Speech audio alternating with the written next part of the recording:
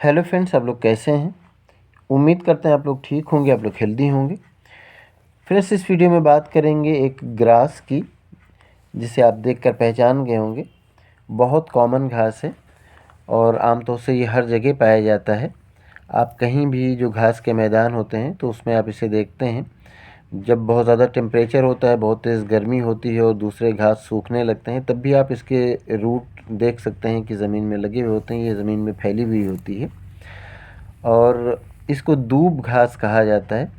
और जब भी ये सूखने लगता है, फिर उसके बाद जब भी बारिश होती है तो पूरा मैदान फिर ग्रीन दिखने लगता है इस घास की वजह से। तो ये बहुत कॉमन घास है, दूब घास इसे कहते हैं। और इसे बरमूडा ग्रास भी कहा जाता है, दूब ग्रास भी कहा जाता है।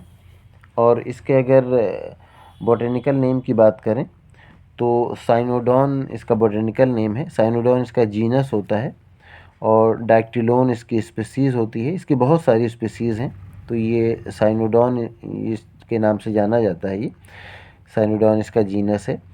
और ये ग्रास है तो ये पोएसी फैमिली को बिलोंग करता है, जिसे ग्रेमिनी कहा जाता था। तो ये पोएसी फैमिली को बिलोंग करता है। इसका यूज़ आप जानवरों को के चारे के तौर पर तो बहुत यूज़ किया जाता है। फोडर के तौर पर, जानवरों को खिलाने के तौर पर तो इसका बहुत यूज़ किया जाता है। लेकिन आयुर्वेद में इसको मेडिसिन के तौर पर भी यूज़ किया जाता है। और इसमें इससे बहुत सारी मेडिसिन्स या मेडिसिन के तौर पर इसको यूज़ किया जाता है, जो हेल्थ के लिए बेनिफिशियल होता है ये कई तरह से।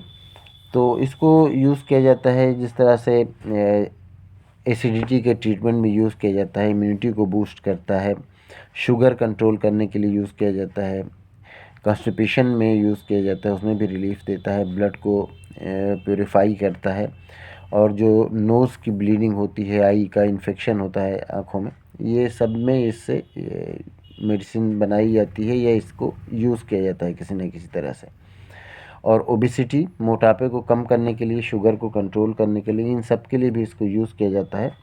अल्सर और स्टमक पेन वगैरह, इन सब के लिए इसको यूज़ किया जाता है। जो डायबिटिक होते हैं उनके लिए भी इसको बेनिफिशियल माना जाता है।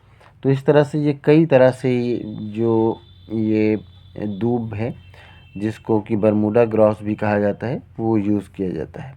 इसका जूस भी यूज़ किया जाता है, पीने के लिए यूज़ किया जाता है, जिससे एसिडिटी के लिए या जो कॉन्स्टिपेशन होता है, बाउल के मूवमेंट में हेल्प करता है, तो उसके लिए भी यूज़ किया जाता है। वेट जिनका ज़्यादा होता है तो वेट लॉस के लिए भी इसको सजेस्ट किया जाता है। ये ओबेसिटी को कम करता है। इसका जूस लेने के लिए ये कहा जाता है, इसका जूस लेने से ऐसा कहा जाता है कि वेट कम होता है, वेट लॉस होता है। और इसके लिए ये है कि इसको कोकोनट वाटर जो होता है उसके साथ भी यूज़ करने के लिए बताया जाता है इसमें। और ये अल्सर में या जो नोज़ की ब्लीडिंग होती है उसमें भी ये हेल्प करता है। तो इस तरह से ये जो दूब होता है ये कई तरह से हेल्प करता है।